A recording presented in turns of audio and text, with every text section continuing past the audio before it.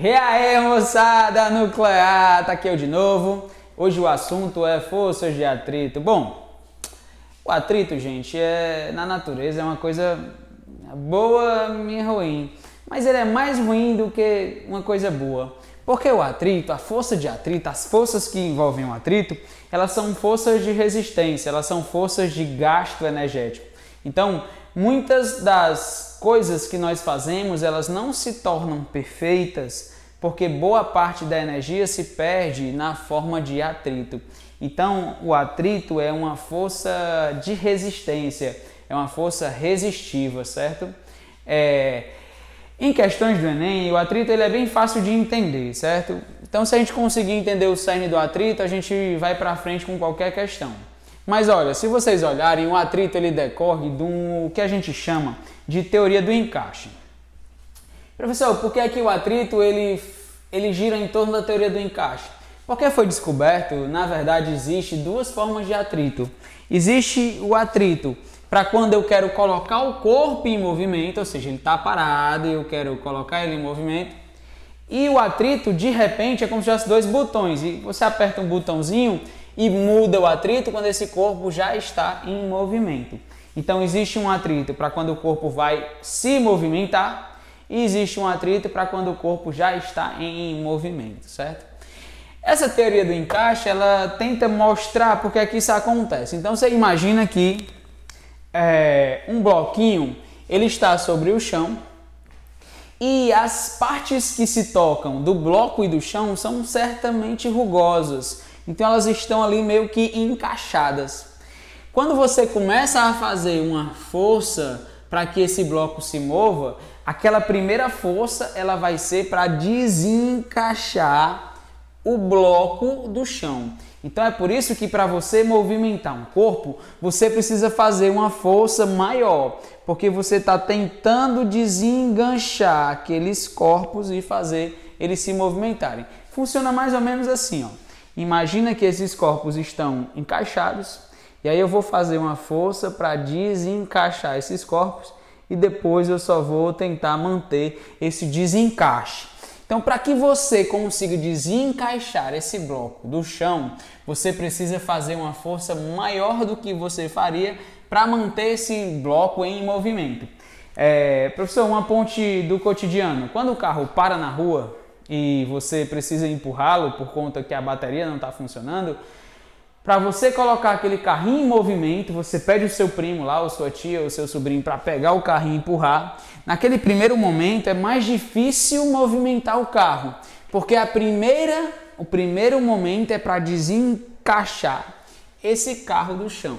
Então, quando você consegue desencaixar, o carro começa a se movimentar. E aí você não tem mais o atrito que eu digo quando o corpo está parado, que é o atrito estático. Você aperta o outro botãozinho e o atrito estático passa de repente para o atrito dinâmico. Como o atrito é uma força que se opõe ao movimento, esse atrito ele sempre vai estar nessa direção. E a gente vai chamá-lo agora de FAT. Então você tem a força que está fazendo o bloco se mover e contrária a essa força você tem a força de atrito ou FAT. Nas questões do Enem e de outros vestibulares, eu tenho duas situações.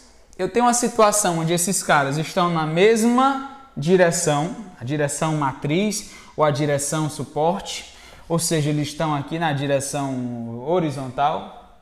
Ou então acontece quando esses caras estão em direções diferentes. Ou acontece coisas diferentes. Por exemplo, olha para essa situação. Se a gente for distribuir as forças nesse bloco, você já sabe que eu tenho aqui a força que eu estou fazendo para movimentar o bloco. Contrária a esta força, eu tenho a força de atrito, que está aqui na outra direção. Eu tenho também nesse bloco uma força peso, que é sempre para baixo, né? Uma força peso. E eu tenho contrária à força peso, nessa situação, a força normal, que é quem faz o bloco ir para cima, fazendo 90 graus com peso. Essa força normal, por incrível que pareça, nos experimentos, é muito importante para o atrito. E se vocês notarem, nessa situação, o peso, como ele nem está indo para cima nem para baixo, ele é numericamente igual a normal. Então, a gente sabe como é que se descobre o peso. O peso, todo mundo sabe, é massa vezes a aceleração, que no caso do peso é a gravidade. Então, a minha força normal, ela vai ser numericamente igual à multiplicação da massa pela gravidade, certo? Interessante a gente notar que a normal é numericamente igual ao peso, porque a gente sabe que o Φ, ele depende da normal. Então, a gente precisa, para o Φ, da força normal, que neste caso ela é igual ao peso, e a gente precisa multiplicar pelo um famoso coeficiente, que é o coeficiente de atrito. Esse coeficiente, gente, ele muda de material, de piso, de material para bloco. Ele é uma característica inerente aos materiais que estão se tocando. Então, tem materiais que ao se tocarem tem um coeficiente de atrito maior, tem materiais que ao se tocarem são mais polidos, tem um coeficiente de atrito menor, mas em teoria e na prática, a minha força de atrito ela é numericamente igual a minha força normal e ao coeficiente de atrito, que depende tanto do bloco ou do objeto que vai ser movimentado, como do chão ou do piso que ele está sendo movimentado. A normal, por ser numericamente igual ao peso, vai ser dada em newtons. E esse coeficiente de atrito ele é adimensional. Então a força de atrito ela também será igual à normal, que é medida em newtons. Então nunca esqueça, nessa situação, uma situação onde eu não tenho inclinações, a normal é numericamente igual ao peso, convenientemente, para que a gente consiga, através da massa e da gravidade que estão nesse sistema, retirar a força de atrito. Às vezes os alunos se complicam muito quando eu tenho um plano inclinado, porque no plano inclinado a normal e o peso elas não têm a mesma direção. Elas não têm, vetorialmente falando, uma reta suporte que dá a direção. Quando eu tenho um plano inclinado, normalmente o peso é nessa direção, sempre ele é nessa direção, e a normal faz essa inclinação. Nesse caso em particular, a gente sabe que essa normal ela não pode ser usada para descobrir esse Φ, porque ela não é mais essa normalzinha aqui não. Ela não pode ser levada em consideração como sendo numericamente igual ao peso, já que eles não estão na mesma direção. Então, somente quando eu não tenho angulação, o peso é igual a normal. No plano inclinado isso muda, porque o peso e a normal não têm a mesma direção. Mas aí a gente sabe que o peso ele tem duas componentes. O peso ele tanto tem a componente do movimento, que a gente chama de peso tangencial, como ele tem aquele peso ali que está na mesma, agora vamos para a grande importância, ele está na mesma direção da normal. Então, se eles estão na mesma direção e ele nem está vindo para cá, nem está vindo para cá, é porque nesse caso, essa normal é igual à componente do peso que a gente chama de normal. E esse peso normal, gente, ele tem uma relação angular com esse ângulo do plano inclinado. O meu peso normal nessa situação, ele vai ser igual. Peso normal vai ser igual a esta parcela do peso, já que ele é uma componente do peso, então ele é igual a componente do peso. E como ele está com o ângulo aqui, ó, ele está bem bonitinho com o ângulo, ele depende do cosseno desse ângulo. Então, nesse caso especial, nesse caso do plano inclinado, o meu peso normal vai ser igual ao peso e o cosseno do θ. Agora sim, a minha normal vai ser igual ao meu peso normal. Logo, o meu peso normal vai ser igual a isso e também será igual a normal.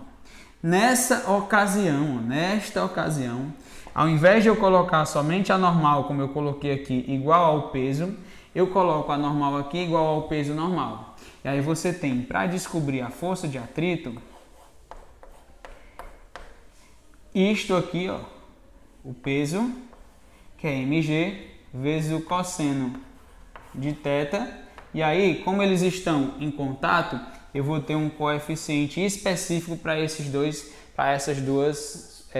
coisas que estão em contato.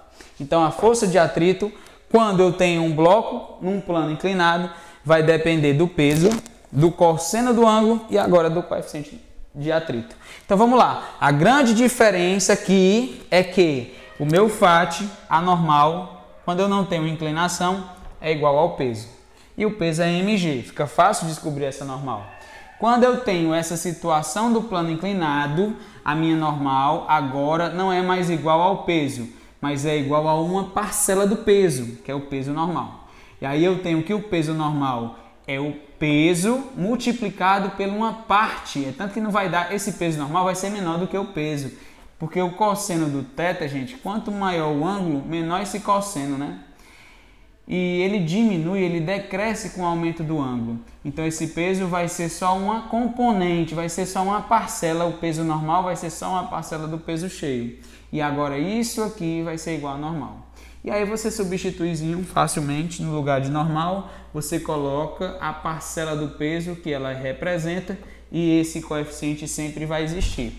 Lembrando que esse coeficiente ele pode ser 2. Se o corpo estiver parado, ele é o coeficiente estático. E se o corpo estiver em movimento, ele é o coeficiente cinético. Lembra que para você colocar o corpo em movimento, você precisa de mais força. Então, normalmente, esse coeficiente estático é maior, numericamente, do que o coeficiente cinético.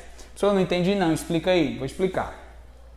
Imagina que este gráfico é a gente tentando movimentar esse bloco, certo? Este gráfico aqui é a gente tentando movimentar o bloco. Então eu coloco uma força aqui para movimentar o bloco, mas eu não consegui desencaixar ainda, mas eu estou fazendo força. À medida que eu faço a força para um lado, esse bloco não se movimenta porque é feita uma força de atrito para o outro, então eles se cancelam. Então, até o momento aqui eu não tive movimento, mas quando eu vou fazendo uma certa força, aquela força de atrito também vai aumentando, porque se o corpo não está se movimentando, elas duas estão se cancelando. Isso realmente acontece. Eu vou fazendo força e o atrito vai aumentando. Eu vou fazendo força e o atrito vai aumentando. Mas acontece aquele momento onde eu estou na iminência de desencaixar o corpo.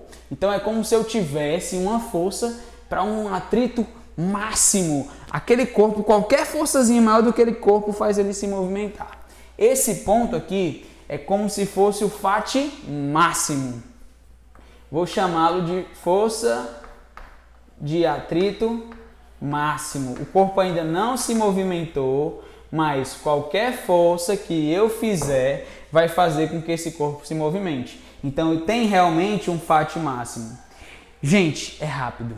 Se eu colocar 0,00000 newtons, ele vai desencaixar. E aí quando ele desencaixa, ele começa a deslizar. E para manter ele deslizando, eu não preciso manter aquela força grande que eu fazia. Esse atrito, ele que aumentava, à medida que eu aumentava a força, ele não aumenta mais. Então ele vai de FAT máximo para um FAT fixo. E nesse FAT fixo, é importante que vocês saibam e lembrem disso, nesse FAT fixo eu não tenho mais o atrito estático. Eu apertei o botão para o atrito dinâmico. Daqui para cá eu tinha um atrito estático e agora eu tenho o atrito dinâmico. Qual é a grande diferença entre o atrito estático e o atrito dinâmico? Olha, bem simples. O atrito estático, ele não tem um valor fixo. Ele muda à medida que a força muda. À medida que a força vai mudando, ele também vai aumentando. Então, ele tem uma certa variabilidade. Só que ele chega a um momento onde ele não pode mais aumentar. E aí, ele chega no ponto máximo. Nesse ponto máximo, ele está quase que deslizando, tá? Chegou aqui, depois que ele começa a deslizar, eu aperto o botão e vai do atrito estático para o atrito dinâmico. O atrito dinâmico, ele é um valor fixo. Pode ver que não importa a força que eu faça, sempre a linha vai estar no mesmo ponto do atrito depois que ele começa a se movimentar. Então, uma coisa importante, o atrito estático é variável. O atrito dinâmico possui um valor fixo e ele é bem menor do que o estático máximo. Ele é bem menor do que o ponto onde eu comecei a fazer o deslizamento, certo? Isso é importante para a gente porque existe um determinado freio, então bem aqui o corpo começa a deslizar. Existe um freio que faz com que aumente a eficiência de que um carro pare. E esse freio é o famoso freio Anti-Brake System, é o freio ABS, né? Esse freio não deixa que este atrito chegue ao atrito estático. Aliás, perdão, desculpa, ele não deixa que o atrito fique no atrito cinético. Ele sempre utiliza o atrito estático. Como assim, professor? Vamos lá. O atrito estático, ele não é variável? Então acontece que à medida que eu vou fazendo uma determinada força, aqui ó, força, ele vai aqui aumentando, o FAT vai aumentando. Só que ele chega no ponto máximo, e aí a tendência dele aí para o atrito cinético ou dinâmico. Só que quando ele desce para o atrito cinético ou dinâmico, a roda do freio ABS não trava, ela faz com que ele volte a se movimentar. Então eu preciso levar aquilo ali até o FAT estático máximo de novo para que ele volte a frear. Mas quando ele freia, ele não trava, ele continua e assim sucessivamente, né? Isso acontece porque sempre o atrito estático é maior do que o atrito cinético. E como o atrito estático é contra o movimento, ele faz com que esse corpo consiga parar com uma certa eficiência maior. É bom a gente entender que, embora o freio ABS tenha essa característica, o carro 4x4, gente, ele tem uma característica muito bacana. O atrito, ele não serve só para parar as coisas, não. Mas o atrito também serve para fazer as coisas se movimentarem. Como assim? Se vocês olharem, é uma questão de ação e reação, tá? Quando o cara está andando numa moto ou numa bicicleta, a tração dessa moto e dessa bicicleta é no pneu de trás. Ou seja, o que é a tração? A corrente, que é quem distribui a força, está ligada ao pneu de trás. Então é como se o pneu de trás empurrasse o chão para trás. E aí, em contrapartida, o chão empurra o pneu de trás para frente. E é por isso que acaba que esse pneu empurra o chão para trás e por ação e reação, esse chão empurra o pneu para frente. É por isso que essa força de atrito, isso é o atrito, faz com que aconteça o movimento. Só que esse movimento ele só ocorre nos pneus que têm a tração. Esse primeiro pneu aqui, então vamos lá, se eu fizesse o atrito desse pneu de trás, o atrito no pneu de trás ia ser para o lado direito. Já o pneu da frente, ele não tem tração, então ele só está no deslizamento. Se ele está no deslizamento, o atrito do pneu da frente é para trás.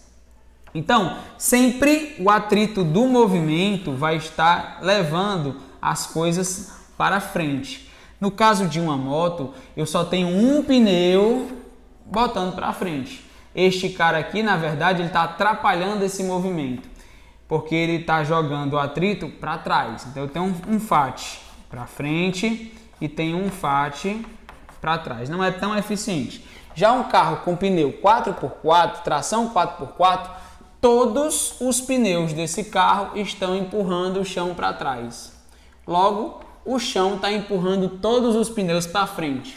Nesse caso do carro 4x4, a eficiência ela é máxima, porque todos os atritos estão favorecendo o movimento. Então existe um atrito que é essencial para o movimento.